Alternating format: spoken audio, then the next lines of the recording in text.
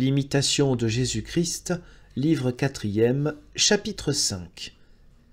De la dignité du sacrement et de l'état du sacerdoce.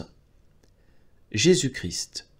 Quand vous auriez la pureté d'un ange et la sainteté de saint Jean-Baptiste, vous ne seriez pas digne de recevoir et de toucher ce sacrement, car il n'est pas dû au mérite des hommes de toucher le sacrement de Jésus-Christ et de prendre en nourriture le pain des anges. Sublime mystère et grande dignité des prêtres qui ont reçu un pouvoir qui n'a pas été accordé aux anges.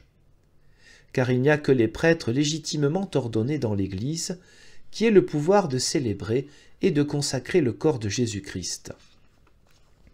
Le prêtre est, à la vérité, le ministre de Dieu, et il se sert de la parole de Dieu, selon le commandement et l'institution de Dieu.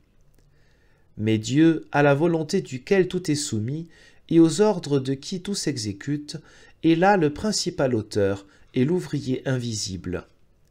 Vous devez donc, dans ce sacrement très auguste, vous en rapporter plus au Dieu Tout-Puissant qu'à votre propre sens, ou à aucun signe visible. C'est pourquoi il faut n'en approcher qu'avec crainte et respect. Prenez garde à vous et considérez quel est le ministère qui vous a été confié par l'imposition des mains de l'évêque. Vous voilà devenu prêtre et consacré pour célébrer les mystères. Ayez soin maintenant d'offrir à Dieu ce sacrifice avec foi et dévotion, dans les temps convenables, et de vous rendre irrépréhensible. Loin d'avoir diminué votre charge, vous vous êtes par là plus étroitement lié au joug de la discipline, et vous êtes engagé à un plus haut degré de sainteté. Un prêtre doit être orné de toutes les vertus, et donner aux autres l'exemple d'une sainte vie. Sa conversation ne doit avoir rien de celle du peuple et du commun des hommes, mais elle doit être avec les anges dans le ciel et avec les parfaits sur la terre.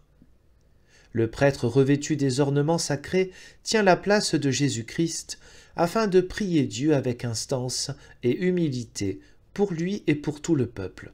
Hébreux 5. Il porte la croix devant lui sur la chasuble afin qu'il envisage avec soin les traces de Jésus-Christ et qu'il s'attache à les suivre avec ardeur. Il la porte derrière lui afin de souffrir avec douceur pour l'amour de Dieu toutes les traverses qui lui arrivent de la part des autres. Il porte la croix devant lui afin qu'il pleure ses propres péchés, et derrière lui afin de pleurer aussi par compassion ceux des autres, et afin qu'il sache qu'il est établi médiateur entre Dieu et le pécheur, et qu'il ne cesse point ses prières et la sainte oblation du sacrifice, jusqu'à ce qu'il ait mérité d'obtenir grâce et miséricorde. Quand le prêtre célèbre, il honore Dieu, il réjouit les anges, il édifie l'Église, il secourt les vivants, il procure le repos aux morts, et se rend lui-même participant de toutes sortes de biens.